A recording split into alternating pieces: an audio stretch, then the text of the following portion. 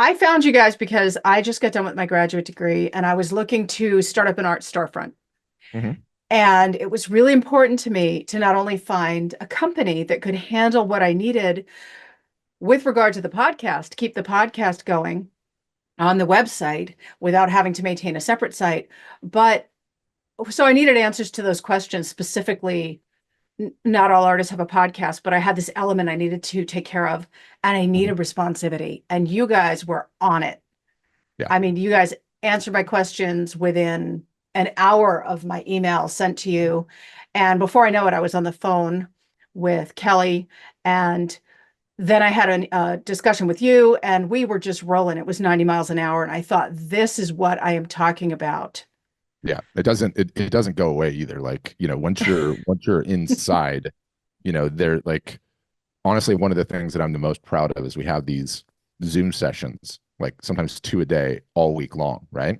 Yeah. And okay, it's a Zoom session. You might want to attend the Zoom session or you might not want to attend the Zoom session. But I don't even know if you know this. You can go into the Zoom session, not even care about the content, and say, I need tech help. They move you into another Zoom, which is the tech Zoom, and there's a live agent to talk to.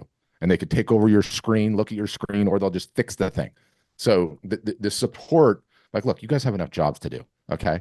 Being a web programmer, JavaScript, like, no, you don't have time to do that. You got to create the art and market the art. That's it. Yeah, I agree with you. And during the day, I'm doing media programming stuff and media specialist work. Okay. And so I will continually check in on my business and see that your webinar stuff is coming in every day with the Zoom calls. And I'm thinking, oh, I Yeah. want to be on that. And it's actually more than I can do because I'm usually the one who's too busy for it, but it's there. It's always there. And I can Yeah. go back in, I'm sure, and just replay everything. So I'm Yep. storing up all this content. It's really great. Yeah, the support is a huge piece of the whole thing, right? And our prices are more than everyone else's for a reason because there's an army of people to support you, which we've learned over time is what artists and photographers need. Yeah, and again it got me off of center. It was I'd been looking at other sites for a few years and I never pulled the trigger on it because I couldn't decipher, is this going, if I go down this path, am I going to have what I need? So for me it was well worth it. And it was ultimately doable. It wasn't uh so high priced that I couldn't move forward, but I just needed to answer those questions and that was the decision maker. Yeah, and you know what? Like, you end up spending the money anyway. You spend it with your time because you don't take action, you don't take any forward steps, you contemplate things, you try to roll some solution on your own, you're searching forums, you're opening up tickets, you're pulling hair out of your head. Like, all of that has a cost to it. That's the same. And we didn't have it when we started, and we learned that, like, oh, this is what everybody needs, right? So it's how we've kind of evolved to that stage.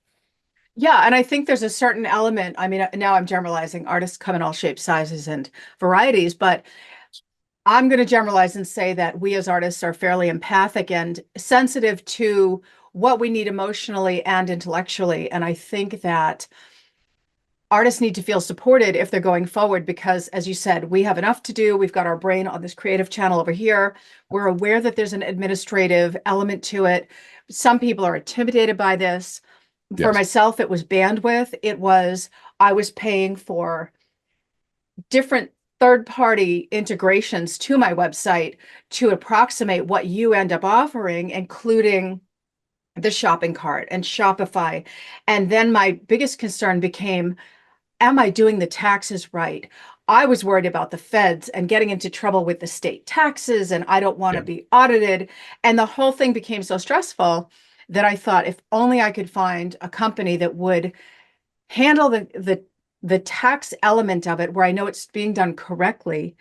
And lo and behold, you provide a report. And so there's guidance as to what to pay and how it's all taken care of on the back end, where I don't have to not only worry about figuring out how to do it, but that it's done correctly. I'm not going to get myself into hot water when all I really want to do is paint. Yeah. You So and 99.9999999% of all artists and photographers just want to create and not do anything else. and if we're working a day job as I currently am, and I love what I do, and it supports my art in the commercial end to be able to promote myself.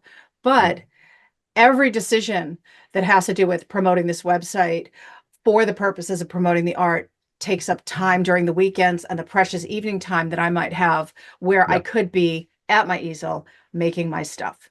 very, very important. And it. I always use like the restaurant analogy, and this is the problem with all artists and photographers is you have to play all the roles. You have to play. You're the maitre d, and you're the hostess, and you're the bartender, and you're the waiter, and you're the busboy, and you have to do all of that, right? And so you want to just find ways that you can take some of those jobs off your plate, and so you're just left with creating the art and then doing marketing. Exactly. And Patrick, I want to the first question I actually have for you. I'm gushing, but I mean I'm so excited to be on a roll with this company.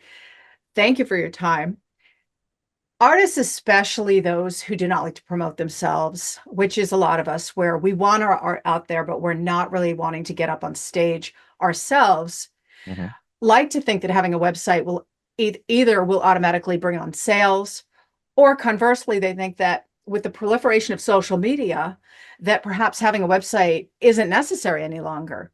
Yeah. So, can you talk about the reality of selling art online? Yeah, absolutely, I can.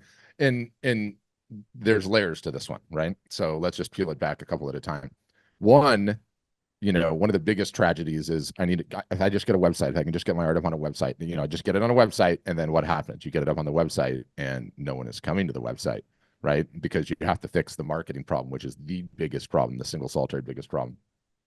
I would also say that, have a social media site versus have a website. Like you need to have commerce enabled, and you need to be able to make sales when you're asleep, make sales when you're on vacation, show the work off in a beautiful fashion. Ideally, all the back end stuff that takes place, i.e., you know, there's a lot of different ways to roll it. And when you don't have everything automated on the back end, i.e., an order comes in, you get paid, printer gets paid, order gets shipped, box printed, shipped, your logo goes on it, and you don't have to lift a finger. That's all time that you're getting back, right? Where a great many artists and photographers are still handling that portion of it. It goes back to the restaurant analogy again, right? Like you can't be doing that.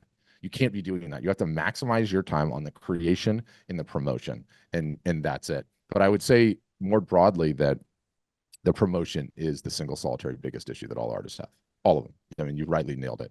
It is the number one problem. It is not going away. It'll be here a year from now. It'll be here 10 years from now. And that's really the biggest thing to solve.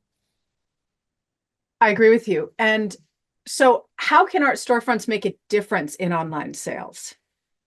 Yeah, you're saying from having a website in general?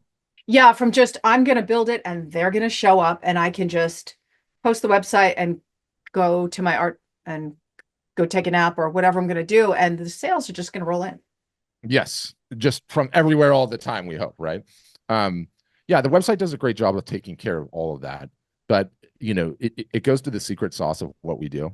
The secret sauce of what we do, it has taken me years to learn this, is just keeping our customers consistent.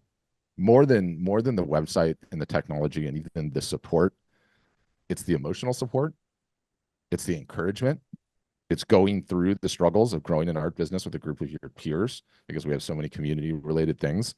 It's mild harassment and accountability sometimes. Why aren't these posts going out? How many times did you post on Instagram last week? In my experience, and I called this the Hotel California problem. Okay, well documented now. And the notion is you can check out anytime you like, but you can never leave. And I've been running webinars essentially almost three a week, I would say, since COVID hit. Okay. So I've talked to hundreds of thousands of artists and photographers, every stripe, every niche, every country, other countries, every set of circumstances. And the same thing just keeps reappearing and reappearing. The muse on my shoulder tells me I need to create. That's how God or whoever you think made you. Like, I need to create. I need to get this out there. I need to get it in front of eyeballs. And you know that, and you're looking for that level of satisfaction as an artist, and you get motivated and you get inspired, and you're like, I'm going to do some marketing. But no different than a New Year's resolution for a gym membership. What happens is that January you sign up and you're going 4 days a week, and March rolls along and you're like, this is too hard. You're down to 1 day a week, and then somewhere you quit. And then here's where the Hotel California problem comes in. Some period of time you check out, you stop doing your marketing. You're like, that's just not working. I'm going to go back to my art. I'm going to do something else. But then the muse comes back on your shoulder again, and then you're right back to where you started again. And I continually see artists in their 20s, 30s, 40s, 50s, 60s, 70s, 80s, and I even get people in their 90s. And it's the same thing. So I go back to the consistency. Like the ultimate secret sauce of what we do is all the motivation, encouragement, inspiration, accountability. Like I said, mild harassment. Sometimes I always like to joke about that, but to keep you consistent, to keep you showing up and keep grinding and putting yourself out there and putting the art out there. If you just stay consistent, you'll win. It's almost not even a meritocracy on the art. It's more a meritocracy on the consistency of getting it in front of enough eyeballs to get the sales, to get the appreciation, to get the feedback. It's the secret sauce. You'll see. We're going to have you marketing more than you ever have, Carolyn. And that's the key. I really think Yes. it's true. I've Yeah. always said to the artists that speak to me about the difficulty of getting their art out there, it is deceptively easy not to create. It's a scary, scary thing Mhm. where you can fall off of promoting your art. And if you're not careful and you get discouraged, weeks can go by and you realize you haven't been in your studio. Yeah. And it's like slowly bleeding to death. Before you know I it, know. you're like, wait a minute, I'm not creating anything. And it can be painless if you're not careful. And I think it should stay with that, like you said, slight level of harassment. Yeah. Just getting through grad school last year, it was all online. It was all online. It was in Mhm. Florida. The school is in Florida. They have a brick and mortar. Mhm. But I thought, how am I going to do this with school? And with school and with work, full-time work. Mhm. And they said, well, we're going to harass you. And I thought, well, that's great. And then they're going to put the students together to encourage each other. And we started in June, by late August, we were all on group chats and we were doing FaceTime calls. And every day we were on FaceTime with each other because we were pushing each other uphill. And Yes. even irrespective of the assignment requirements, we found each other on calls throughout the day, whether it was Zoom or text or whatever we could do. And we got each other through that year. And I don't see how I could have done that remotely with that intensity of schoolwork. I was working almost as many hours at school as I was at work. Yeah. So it was outrageous, but that was the difference, Yeah, the, I mean the push. it's being a solopreneur, right? Yeah, On the art side, like it's really hard to do all of that by yourself and on your own. Like you have to have some support, you know. If you're in a business, at least there's other employees. When you're having a bad day, they're having a good day. They lift you up, right? But if you're on your own, it's hard. It takes a yep, serious amount of grit. absolutely. So, how technologically challenging would you say it is for artists to use your websites, given Mhm. all of the integration and how this is put together? I would say they're all about the same at the end of the day, right? And by and large, again, a generalization, the majority of artists, and ironically enough, this is sort of true with photographers too. You would think it'd be different because they're in Lightroom and having to use Photoshop and all that stuff, but not the most technologically advanced. That's just sort of how it goes. So with any CMS, content management system, software, or whatever you want to call it, there is a little bit of a learning curve. And that's just how it's going to be. I think what sets ours apart and makes ours different is our software is set up to do one thing and one thing only, to sell art and photography, to sell wall art and merchandise and some other items. But the point is, it's not configured to say sell swim fins and ladies' handbags and golf clubs and a million other things. So all the features are just narrow focused to art, right? And the nuances of art, the various different sizes, and how do you display it, and what does the order management look like, and all of those types of things. And so I think that gives us an edge in terms of the others. But I think any software product right now, there's always a little bit of a learning curve. There just is. And no one should sugarcoat that. You have to learn a little bit how to do it. The good news is that when you get stuck, do you have someone to get you unstuck? Right? Do you not have to search a forum or open a ticket and hope you get an email, 48 hours later, or pay someone, right? So I think that's how we solve for it ultimately.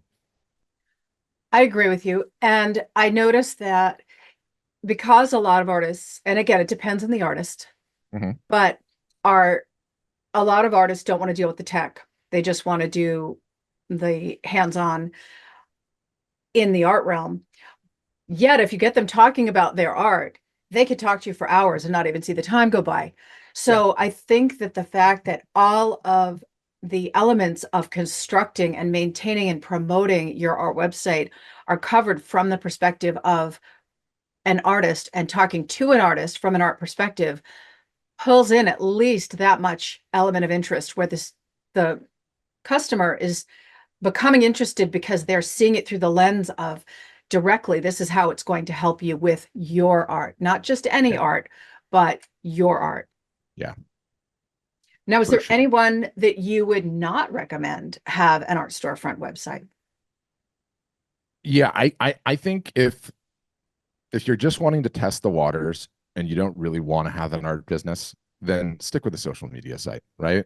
But if you're like, I'm going to do this, I am going to build a business, I have a dream to either have some side income or, have some healthy side income or potentially replace a job or have the business that's up and running and humming for me when I retire or any of those things in between, and you're willing to make a commitment, not like, there's a reason that we don't have free trials because what we found is like ultimately where you aim your wallet is where you aim your heart, right? And it's I'll use the gym membership. It's sort of like if you have a gym membership that's like $6 a month, if you don't go for the entire month, you don't care, right?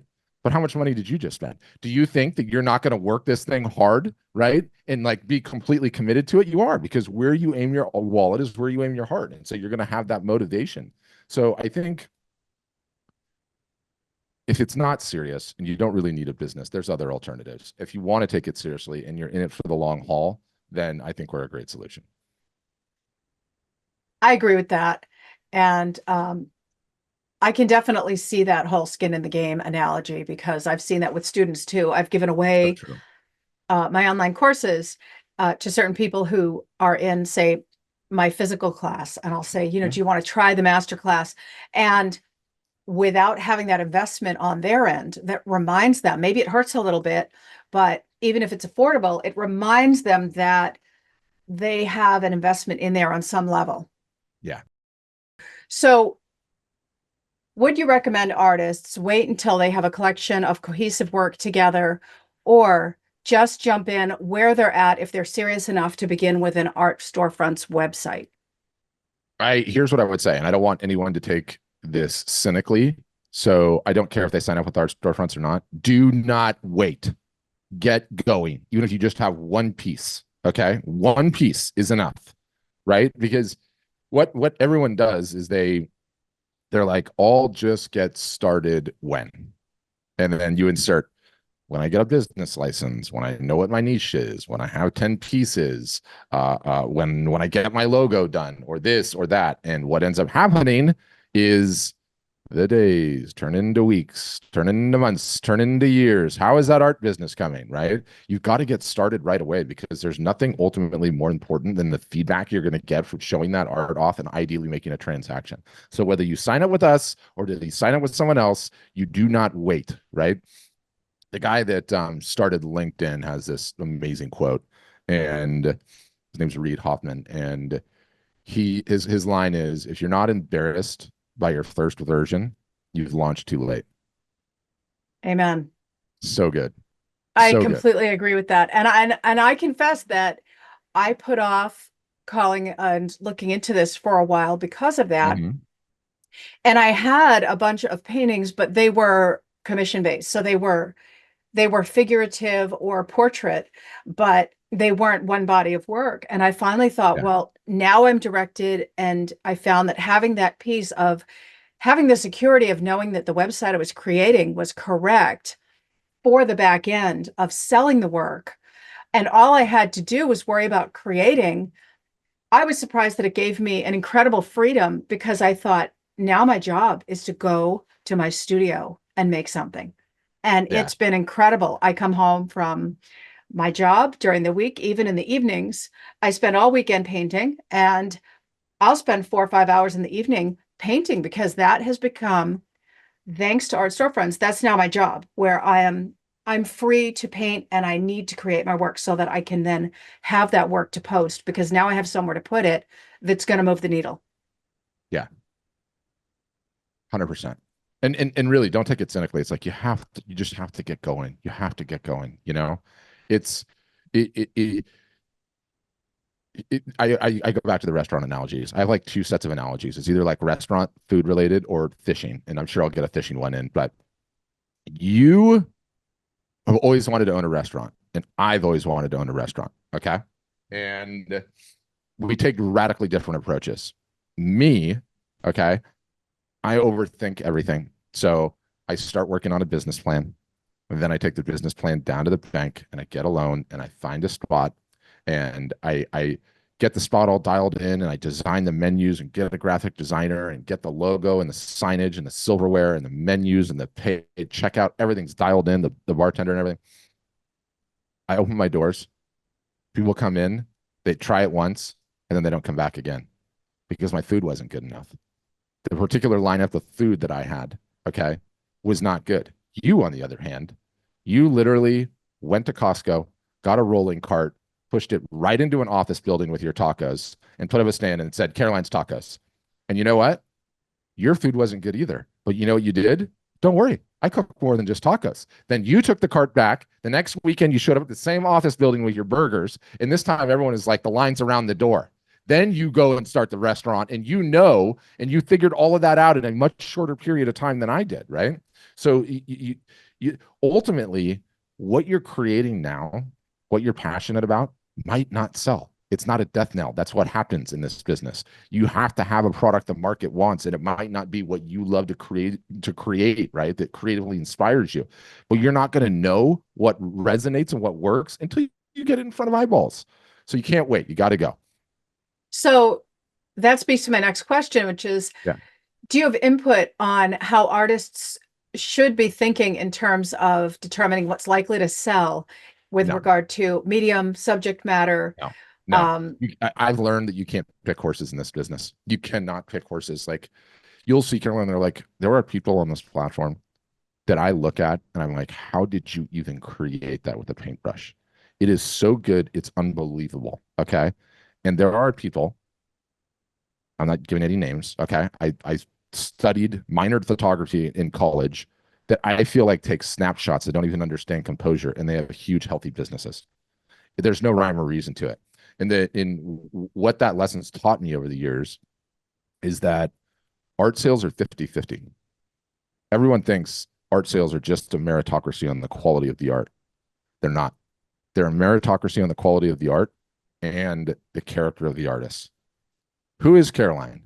What does she do? What are her interests? What is her day job? Is she a cat lady? Is she a dog person? She doesn't like pets. You know, does she drink? Is she a teetotaler? Do you paddle kayaks? We get bonded to the artist based on shared mutual whatever it is. And that deepens the relationship and ultimately drives the sales of the art. And so there are some things that you can do, okay? But thinking that you're gonna like just pick a thing that's selling and that's gonna work out, I find usually doesn't work. You just do you, and it's literally a game of archery, especially early on. All it comes down to is how many arrows you fired. That's it. Yeah, you're going to miss the target sometimes. It's going to fly over the target into the neighbor's yard. Sometimes it'll barely be on the target, and you won't know until you just start doing it.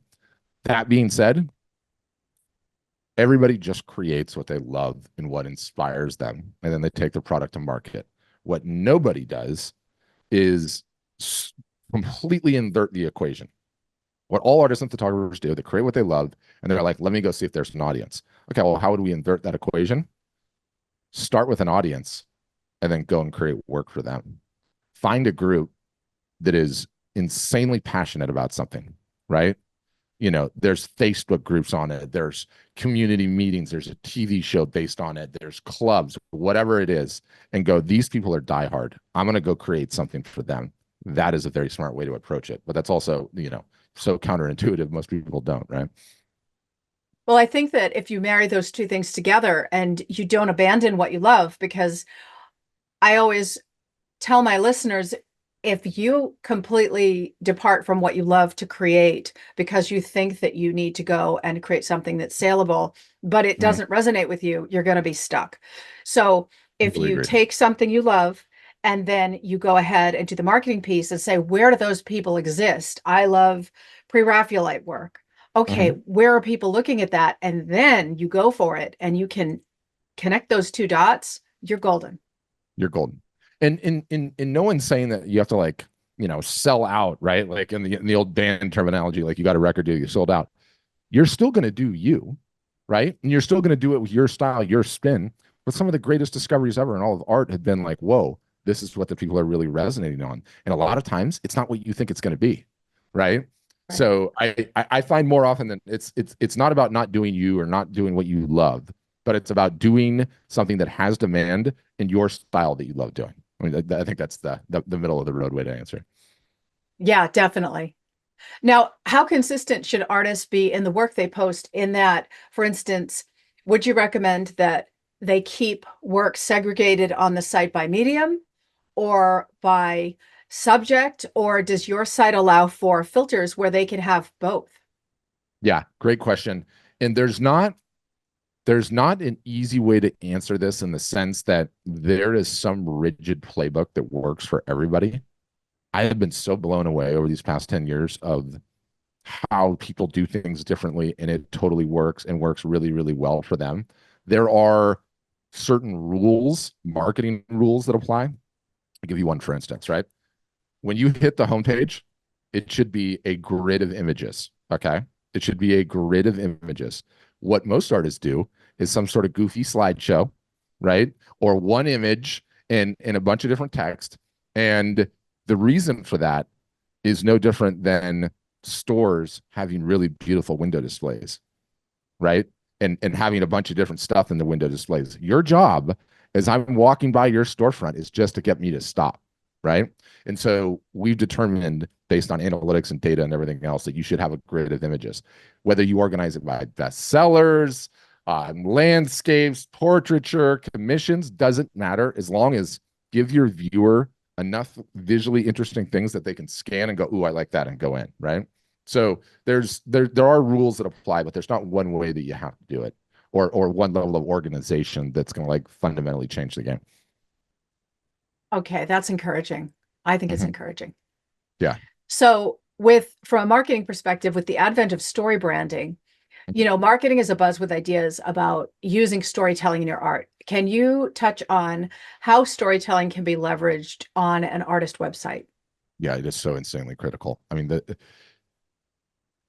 especially with the proliferation of social media and the fact that everyone has a camera with them 24 hours a day, right? Now there are just so many images all over social media that you're just drowning. It's like being a grain of sand at the beach. Like how much sand is there, right? It doesn't get into people's attention because it's just everywhere. So this story is one of those things that utterly, totally, and completely sets the work apart. And at a macro, you want to try to encourage it as much as you can. Everything from the inspiration story to the my process story, right? And then it works equally well for artists and photographers. And you know, I learned this lesson so profoundly because we have a landscape. It's not a landscape. He's like a nature photographer. Okay, and huge nature photographer. He's like, oh, he's got over 1 million followers on Instagram. He's done Planet Earth and the BBC and this and that. And the images are insane. He's won photographer of the year, da, da, da, whatever. They're images of birds. And it's like if you're not interested in the birds, you're over it. And you just go right by it, right? Well, he got sent out to shoot, and I can put a link to this if you guys want to see it, but his name's Tim Lehman, and he got hired to shoot this place in the desert called the Annenberg Center. It's like some ritzy thing in the desert. I go out to the desert all the time. I live in California, and they hired him to shoot the birds on this golf course. And so the gig is he goes out and he shoots all this stuff, goes back, processes it, and then comes back again to give the gala speech. Everyone's dressed up to the nines, and he on the TV the whole thing.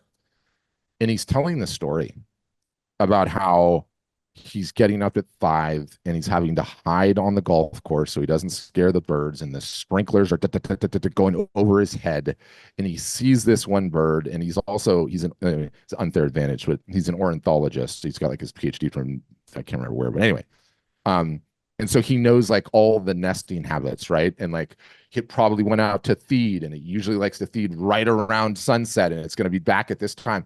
And all of a sudden I'm like, oh my God, now I'm interested in bird photos. Right. And it was the story. It was the story that did it. So rather than worrying about where you insert it everywhere that you can. Right.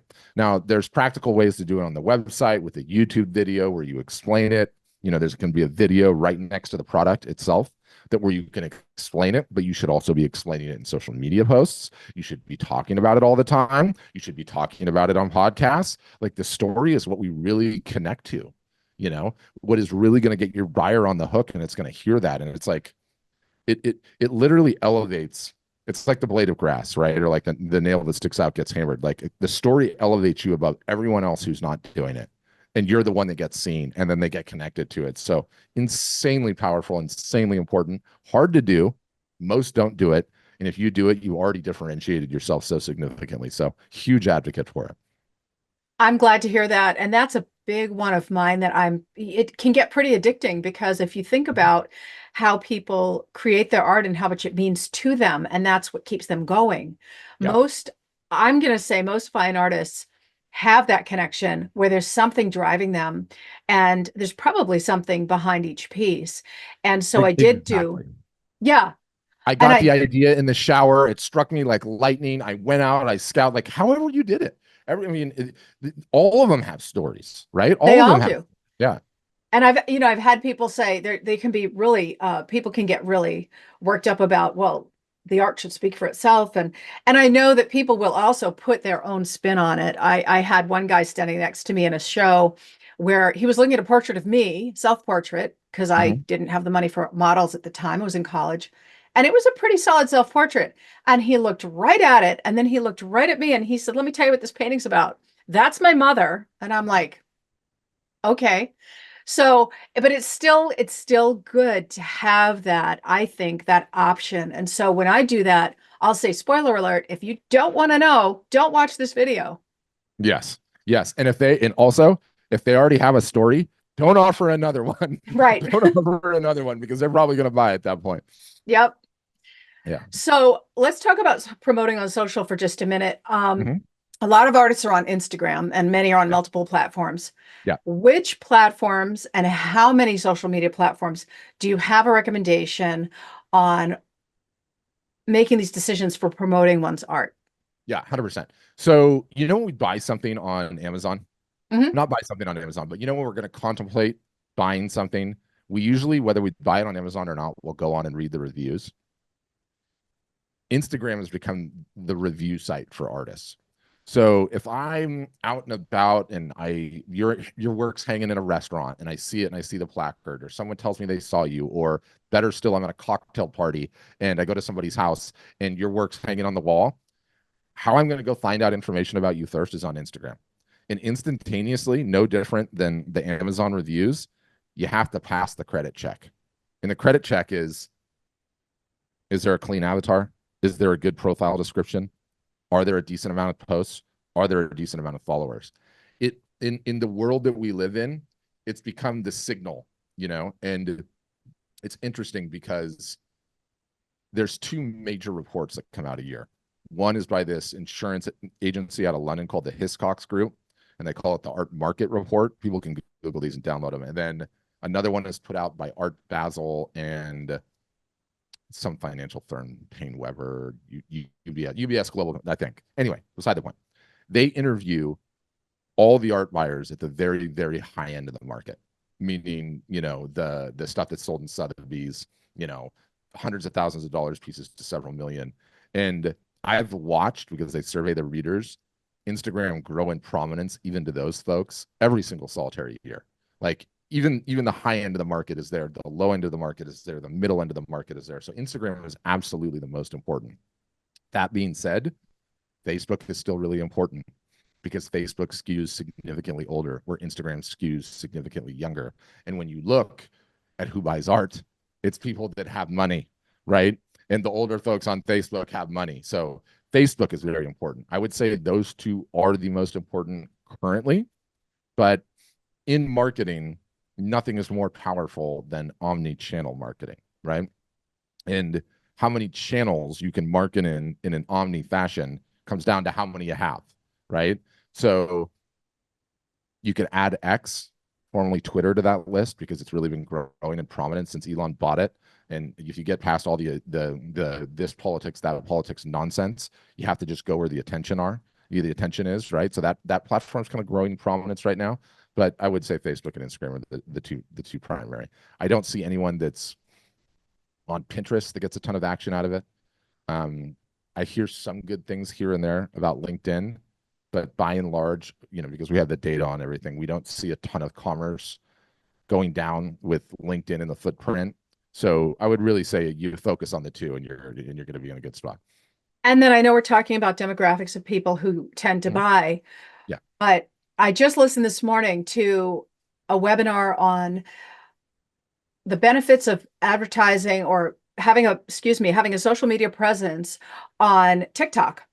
Hmm. And even if your demographic is, say, in their 30s and 40s, and it had some really interesting material, but do you see right now the benefits when you're looking to not just speak artist to artist, but to attract the buyer, which is a different avatar than you're addressing a different avatar than another Yeah, I artist, would I would say that and Snapchat TikTok, as well. yeah, TikTok is at the end of the day, I told you I would get my fishing analogy in.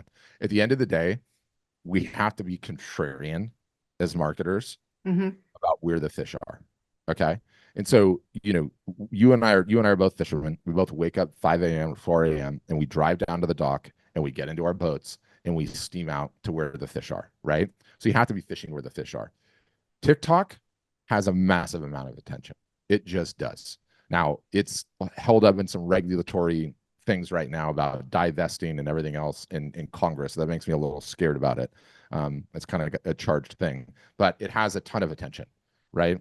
So do the do the demographic skew significantly lower on TikTok? Yes, absolutely. But is there a ton of attention there? Yes, it is. And am I okay with my customers marketing on TikTok and maybe getting the attention of buyers that aren't going to buy today, but are going to buy in 5 years or 6 years when they move out of their parents' house when they get done with college? Absolutely, I am.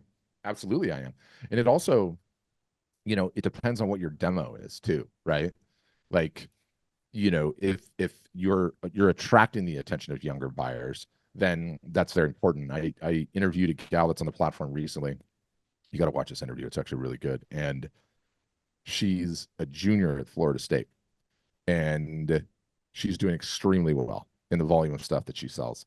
And her demographic are tweenies. So like young girls, she like a lot of pink, a lot of like pastel-y stuff. And what's weird about that is they're not the ones with the credit cards, right? But she's getting their attention on TikTok. She's getting their attention on Instagram. Somehow the parents are seeing it and the parents are buying, right? So for her, it's like extremely important. But you have to take it all into context. And I would say, you know, take care of Instagram first. Secondarily, I would get onto Facebook again because all it takes is one person to buy a couple of originals, and it's like, okay, that was way worth it, right? That was way worth it what I was doing, and then you can explore TikTok, and I think TikTok is a great third place platform, perhaps even more so than formerly Twitter, now X, just based on the platform is more set up and geared towards commerce. Thank you. Yeah, So, thank you so much for your time today. And I really appreciate that you've come on and shared this wealth of information. It's a lot to digest, especially if you're an artist who's been on the fence about a website or felt for really sure. intimidated by the idea of taking it on. Yes. So, as we wrap up, I would love for you to just close out the show with your recommendation on the listeners who are hearing this and thinking, okay, maybe it's time to move forward. Where should they start? Maybe can you give them a few baby steps to get their toe in the water and start moving in the right direction? Yeah. Baby step number one: get your art in front of strangers and see whether or not you can sell it. Just do it. So to clarify, that means art sales to people not named mom, dad, brother, sister, family, friends, because they'll do anything for you. They love you and support you, right? There are really intelligent ways that you can do this on the mega cheap. Okay, depending on where you live. Like I love I'm having a garage sale, and I will have some things from my garage that I'm selling, but my art will be all over the yard, right? Great way to have some conversations with strangers and see whether or not the art will sell. Once you're ready to get going on a website, though, we have a wealth of information. We have a podcast. You can always come check us out, and you have show notes, so we can throw a link in the show notes, and they can check us out. But the podcast that we have it's all about marketing and how to grow an art business, and so also a great resource. And your podcast too, Caroline, right? That's right. That's right. And I will be putting all the show notes and all the links that we're discussing in the show notes for this episode, which happens to be episode 100. So No thank you for way. gracing. Yes, it is my Amazing. centennial episode, and it's all about art storefronts. Love it. So Love it. thank you. Thank you for your time. And I will be in touch with you when this is ready to go. Can't wait. And we'll A get huge some people congrats. 100 is checking it out. amazing. Thank 100 is you. amazing. You are not a quitter. That's a lot No, of episodes. no, Yeah. I'm not a quitter. And I learned a lot last year about how little sleep I need and and how much I can actually accomplish. So this is the next step, and I'm really happy to be taking it with Art Storefronts. Amazing. Can't wait to see what you do. Thanks so much, Caroline. Thank you.